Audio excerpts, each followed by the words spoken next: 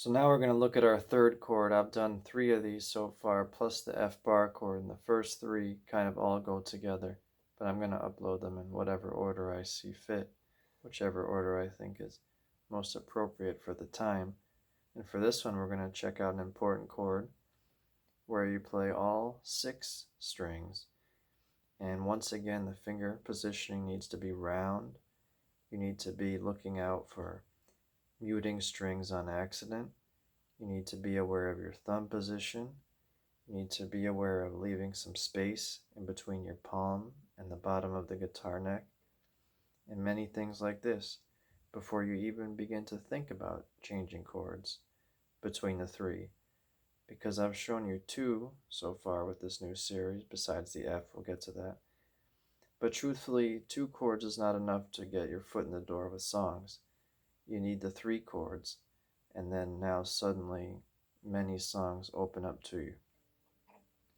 So take your first finger, we're going to press down on the 1st fret on the 3rd string. So that's 1st finger, 1st fret on the 3rd string, like this. So it'll review.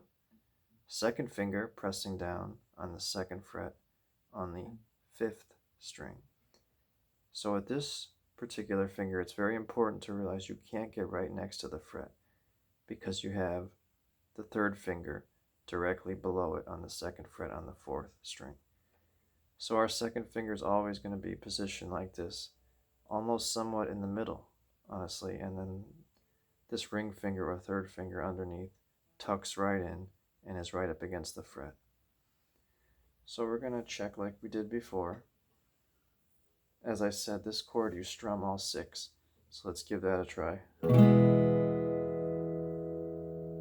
round shape, all 6 strings. Now for this low E, hopefully not much ruins that ringing out. It's pretty straightforward. Now if your guitar is a very narrow nut, like my vintage Gibson J50, this nail could actually brush up against that string, causing an unpleasant buzz. But if you have a decently sized neck profile on your instrument, that should be fine. 5th string, that's being played like I told you, with the 2nd finger, and as I say, the farther you are away from that fret, the harder you have to push. Remember that. That should be okay. So these notes should be alright. Now this 3rd string is played by the index finger. Okay, 2nd string. And our high E. So pick out all the notes.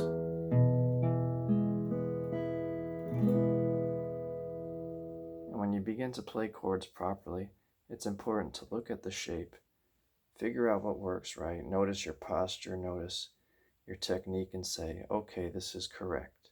I'm going to continue to do this, thereby reinforcing the positive muscle memory of what you want to do.